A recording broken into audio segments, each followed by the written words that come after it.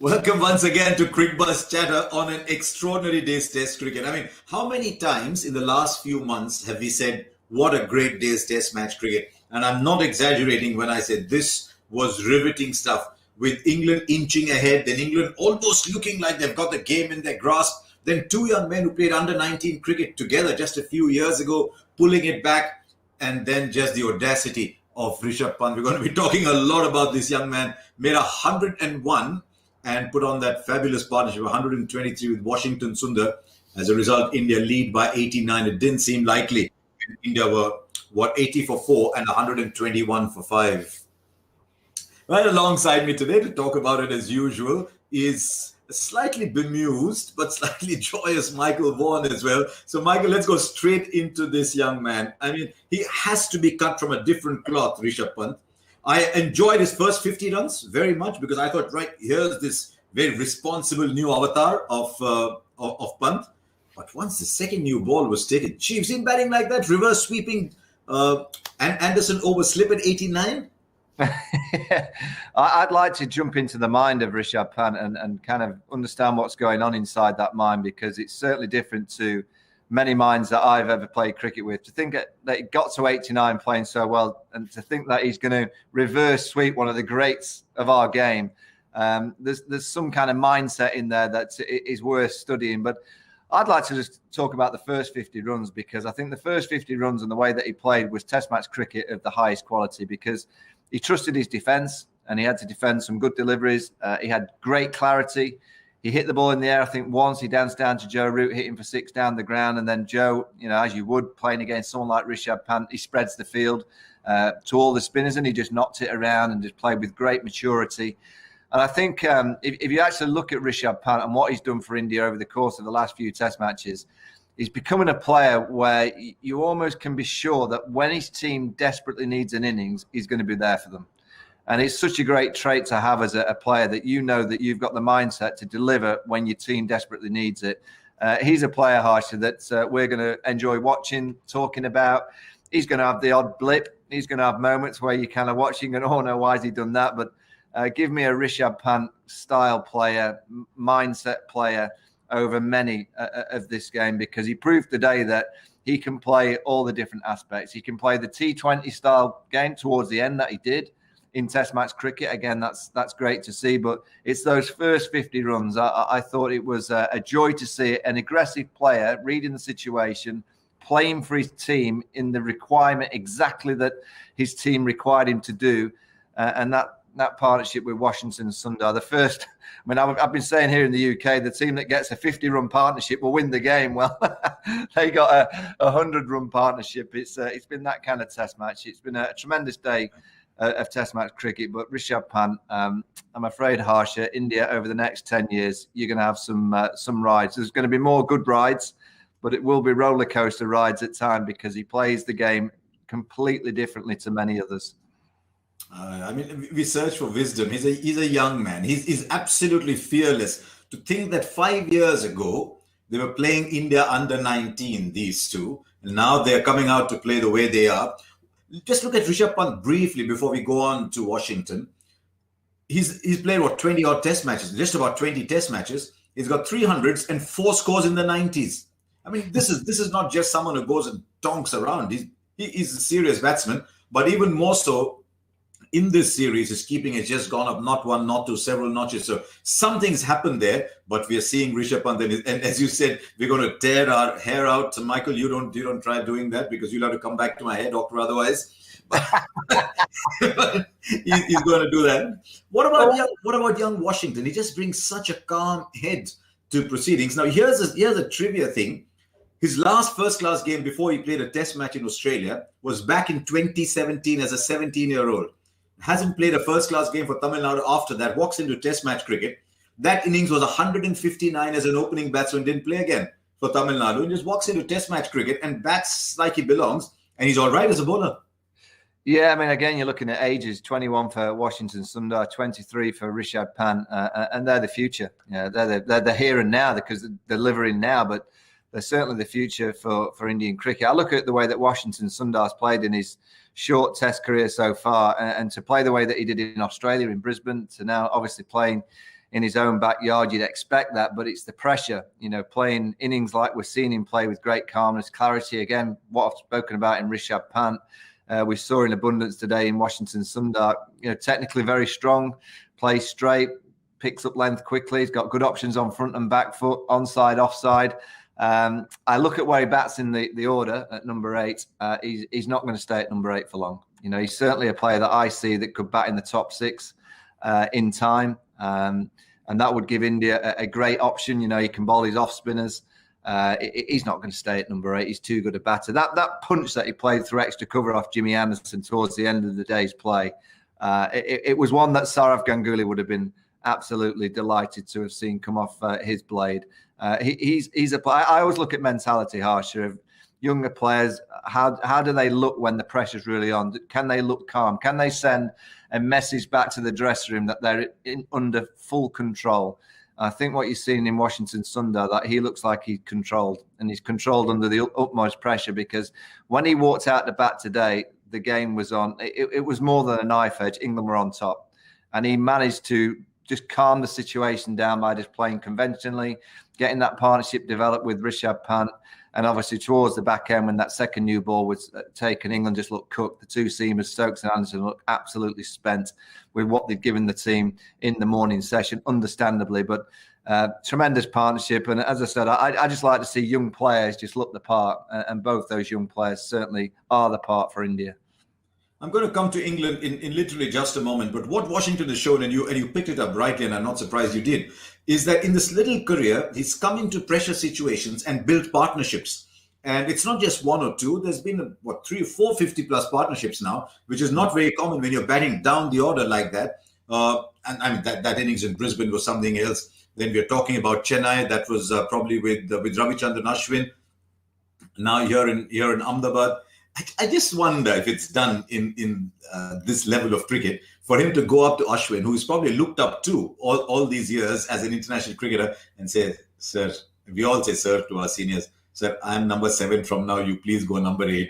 I mean, Ashwin could turn around and say, "But I got 100." Yeah, number 7. Well, hey, Ashwin's got 5 Test match centuries, so he's got a little bit to go. But he's certainly going to end up higher up the order. He plays too well. He's got all the fundamental basics of what you require to be a high-class Test match batsman. He'll end up in that top 6 for India. I'm pretty sure about that. I thought, Michael, England were that close to reversing a series. For 7 days in this series, they've been outplayed. 7 successive days, they've been outplayed. And then they defended 205. I thought the first 2 or 3 hours, England played as well as they have at any point in the series, probably better. Because with the bowling resources that they had, 80 for 4, 120 for 5, 140 for 6. And Anderson and Stokes were magnificent. I thought Leach was bowling well, probably underbowled. But they suddenly gave England a genuine chance of coming back and maybe think of squaring the series after all that happened in the second test in Chennai and the third year in Ahmedabad. Where did the tide turn? Were England just a bowler short because they gambled on that extra batsman? Or did they not use the bowling resources they had better as the day went along? Yeah, I don't think they got it right after tea when the game was on a knife edge. I thought they should have gone with Jimmy Anderson and Jack Leach. They went with Don Bess and Joe Root. It's been close. But I also look back to yesterday, 205 wasn't enough. When England were batting on that surface, it wasn't doing a great deal. England should have got 275, 300. I think would have been looking at a different scenario. You go back to the last Test match, 112 from 70 for 2. In that first innings against the pink ball, again, nowhere near enough. They should have got 225. That could have been a big challenge for India facing that kind of target. England have been very close in this series. I think at the end of it, they're going to look back and go, wait a minute. After the first test, they made too many changes. Josh Butler went home. And I'll keep going back to this rotation. And you look at this week's selection, Harsha. They have to play Dan Lawrence because they need to pack the batting. Now, ideally, you'd have wanted Chris Woakes to be batting number 8, scoring you a few runs, and it gives you a third seaming option. But Chris Woakes has been sent home for rotation. So where did England turn? They couldn't have Jofra Archer, again, with the batting being so light from 8 downwards. Ollie Stone, Stuart Broad, they couldn't go with that scenario. They needed runs on the board, so they had to go with a Dan Lawrence. They then turned back to Don Bess. Let's just talk about a young player, Don Bess, that in the first Test match of the series, he got 4 for in the first inning. He bowled the best he's ever bowled for England. He gets Virat Kohli out when the wicket was flat. And in the second innings, he was hardly used. He bowled 8 overs. And then the next test match, he's dropped for Moeen Ali. And England know that Moeen Ali's going home. So then they drop a young off-spinner who's done well in Sri Lanka, got 17 wickets at 22 apiece. He then not plays in the pink ball test match, which was on a beach. So he must be thinking, well, wait a minute, if I can't play on that pitch, and then in the fourth game, they throw in the ball and say, come on, bowl India out. And he knows in the back of his mind as a young player, wait a minute, the only player in this rotation policy that England have gone for throughout this tour that have been asked to stay on has been Moeen Ali. Josh Buttler wasn't asked to stay on. Johnny Bairstow wasn't asked to stay on after Sri Lanka. Mark Wood, Sam Curran. But Moeen Ali was asked to stay on because England desperately needed his off-spinners. And then you're asking Dom Bess, who knows that realistically they don't want him in the team, go and bowl him out. And his confidence levels must be shot. So I don't think England have managed him individually well at all. And I look at him, watch him today, and you've been there at the ground. It was hard at times because you can see that his confidence is completely shot. He's bowling more full tosses than any spinner that I've ever seen at Test match standard. And that is a big kind of finger that you point to the England team and go, wait a minute, you've got Anderson, you've got Stokes, who are magnificent. Jack Leach, you mentioned, underbowled. I don't know why they bowled in so few overs today. And then you've got Don Bess and Joe Root. It's very, very difficult to bowl an Indian side out twice, an Indian batting team side out twice with 3 bowling options, which 2 of those 3 are seam bowlers. It's very has been right, but they have been close. But when you go for 141 in the last session, Harsha, in 32 overs, that's a lot of runs on this kind of wicket. And I mean, in all fairness, given all those limitations, I thought in the pre-lunch session, I was actually going, wow, England are making 205 look like it's much bigger than it actually is. I thought Anderson's first spell was magnificent. You got nothing out of that first spell. Then Stokes comes back, that ball to Virat Kohli, which took him by surprise. I think the size of Stokes' heart is bigger than the stadium. And I was at the ground. I don't know how much of it you caught on television, but there he was at the end of every over, down on his haunches. Someone's coming in the bib and giving him an electrolyte drink. First ball after that, he chases it down to third man, comes back, sits down, and then bowls another 4 overs after that. I just wonder whether they over-bowled him in that stretch, leaving him a little soft when the new ball came. But I thought Anderson, Leach, Stokes in that first session were actually magnificent. Yeah, they were. They were tremendous, and the team were tremendous as a unit. Ben Stokes is he's not human. what he delivers, kind of on a consistent basis is remarkable, because all week he's had a stomach bug. He's not been well at all, and to think that he batted so well in the first innings and then bowled that mammoth spell, typical of Ben Stokes. That is what he does. He goes through kind of stages in his shortish Test career, really. When you look at him, he doesn't bowl for a while. Then all of a sudden he bowls, and he bowls over after over after over. You can't get the ball out of his hand. He's that kind of cricketer. And that ball that he got Rohit Sharma with was an absolute peach. I mean, how he gets that ball to reverse or swing back so drastically. He's a wonderful cricketer. He's just we're kind of blessed with so many real high quality cricketers of this era that can play all the formats so well. And Ben Stokes, for me, pound for pound, is probably the best cricketer in the world. Tell me, as a captain, Michael, when you've got someone who never says no to you, you look at him and he's saying yes. Is that a temptation to keep going to him all the time, because you know he's going to say yes to you? Yeah, I had it in Freddie Flintoff. It's so tempting. And particularly when England have gone with the formation that they have done this week. I mean, I think they've got unlucky. I mean, you look back at that third Test selection of 4 seamers and 1 spinner, the pink ball they expected to move around. From people at the ground, the pitch was never going to do as much as England thought, so they did get that wrong. But then you go a few days later on a similar surface, day game, red ball. You think it's just going to spin from square, ball 1, and all of a sudden it starts swinging around, and England have gone with just one out-and-out seam bowler, and obviously the all-rounder in Ben Stokes. So I think India are quite clever. They're quite smart in what they're doing. They're kind of conning England into picking the wrong team week after week. But Ben Stokes is just Rishabh Pant, Ben Stokes, Virat Kohli, Joe Root. So just wonderful to watch. Jimmy Anderson, again, any young seam bowler that just wants to learn how to bowl seam, but just the length that he hits. And that's why that first ball of the second new ball, when Rishabh Pant danced down and whacked him down the ground, again, brilliant thinking, because he knew that Jimmy Anderson was going to land that ball in a little zone like that, because that's where he lands the ball. And you kind of watch the way that he plays there on better wickets. I wonder if other players will be as brave as Rishabh Pant to do exactly the same, because you know where Jimmy's going to land it. So you might as well go and meet it. Go and meet it on its length. And brilliant cricket, great thinking. But there's been so much quality today with the bat, obviously with that partnership, and obviously with the ball, with Stokes and Anderson in particular. Tremendous test match cricket. Now, in India, in the recent past, have been bailed out a lot by the lower order. And that's something I want to talk to you about as we head into the hot spot.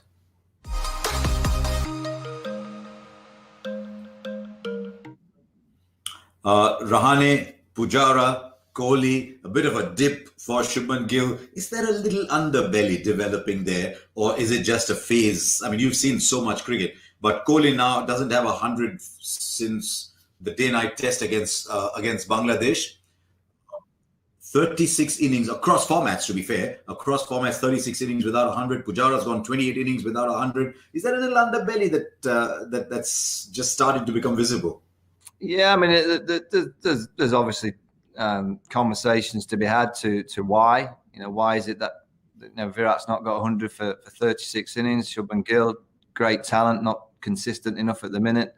Pujara's the one, because he has been consistent for such a long period of time. But to think that Jack Leach has had him 4 times in this series, and he's such a good player of spin, it's just that technique of kind of playing those defensive strokes with the bat just behind the pad. It's not something that I've seen Pujara do that often. Ajinkya Rahane is generally a player that scores runs when it matters, but again, not consistent. If India want to do what I know they're desperate to do, and that is to win in England, and that's where they've struggled in the last couple of tours, they're going to have to be more consistent with the batting hand, because the ball will move around with the Duke ball here in the UK. I've said it openly that the one team that I believe can beat England in English conditions, I said Australia could, but they only managed to draw 2-2. This Indian team, I think they've got enough talent. It's just whether, Harsha, their minds can be strong enough and fresh enough for 5 test matches. They've got the IPL to come, and I know how much cricket India plays. It's can they, for 5 test matches, be so fresh in their mind and determined to make sure that they play good, disciplined test match cricket for long periods, because they've certainly got the talent. They've got the bowling unit with all the seamers. They've got the spin options. They've got an all-rounder, seam bowling all-rounder in Hardik Pandya. You've got batting depth to be able to bat deep enough to get runs in English conditions. They are the one team that I believe. England don't lose many test matches, as India don't lose too many test matches at home. They don't lose any test series, or don't seem to. And England are very, very similar. In home conditions, they don't lose often. But this Indian side, if they get it right and they mentally come here fresh and ready and willing to put the hard yards in for long periods of time, they could do something very special. Because I think if India win in English conditions, no question that they are the best of this modern generation. Quick one before we get into tomorrow. That England tour, which we'll talk about in a lot closer to the date, is sandwiched between it's a peculiar period. There's an IPL. If India do win over the next couple of days, an IPL, there's a World Test Championship final, there is a Test Series, and there's a T20 World Cup. So you've got these 2 mega T20 tournaments, and in between is a mega Test Series. We wait and see how that goes. But it's time to look ahead. Time to look ahead to the 3rd day. Let's go fast forward.